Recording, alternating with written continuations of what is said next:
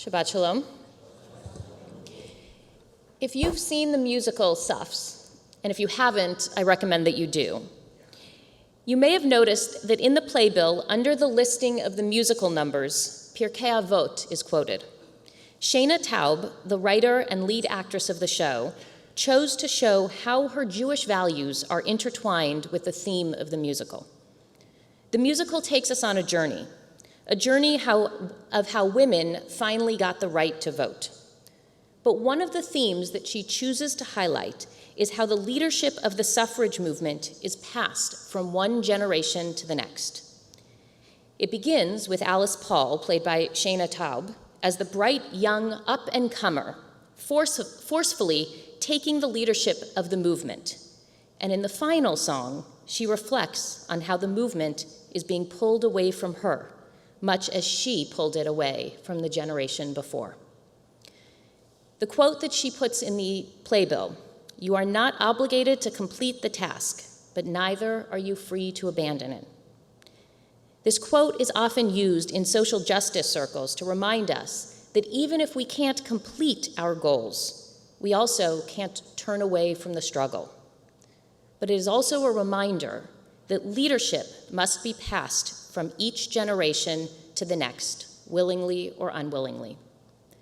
Every summer, we spend several weeks reading the book of Numbers.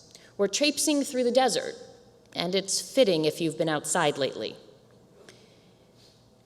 But what we're doing is it's tracing our path, the very long path that we take to the Promised Land. Over the past several weeks, I've spoken about why the new generation of Israelites, the ones that were born into freedom, had to be the ones to enter the Promised Land, not the slaves who left Egypt. This week, we see a few major developments. First, Miriam dies, and the water well that is following her dries up.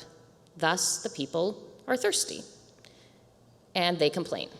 So Moses goes to God. God tells Moses to speak to the rock, and it will bring forth water. Moses instead hits the rock while calling the people rebels. Water does come forth, but God tells Moses and Aaron that they will not be allowed into the Promised Land because they disobeyed God. Shortly after this, Aaron and his son go up to a mountain. Aaron passes his priestly vestments and his roll onto his son, and he dies. So in the course of this week's parashah, both Miriam and Aaron pass away, and Moses finds out that he will not be the one to lead his people into the Promised Land, thus marking the beginning of the passing of leadership. The process of passing leadership to the next generation happens concurrently, and I would argue connected to, the new generation beginning to recognize and take responsibility for their own actions. Up until now, every time the Israelites would complain or anger God, Moses would go to God and intercede. Moses wouldn't go because he was asked to. He would go because he felt that as a leader, he was responsible for his people.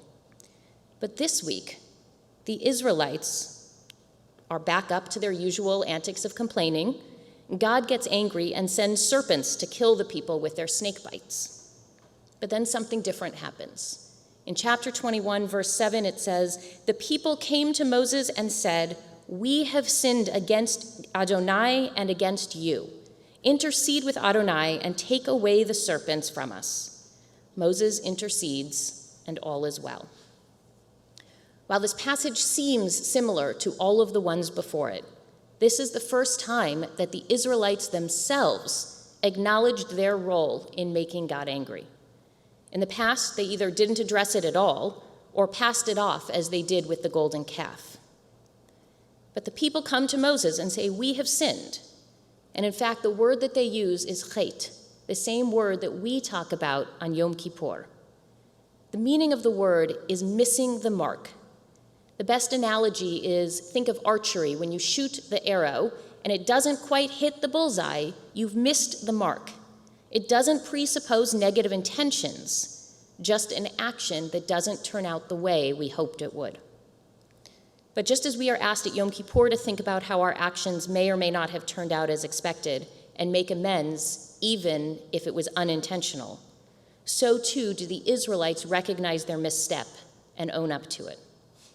This is the first time they've acknowledged that their complaining and their lack of faith is what angers God.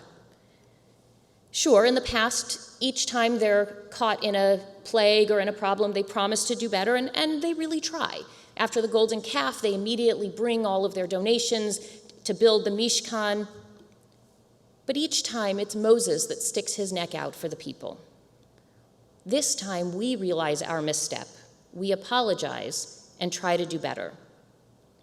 This simple act of recognizing our missteps, admitting them, and working to rectify them shows the emotional growth and strength of the Israelites, what they are building in the desert. It takes awareness and maturity to recognize when we are wrong.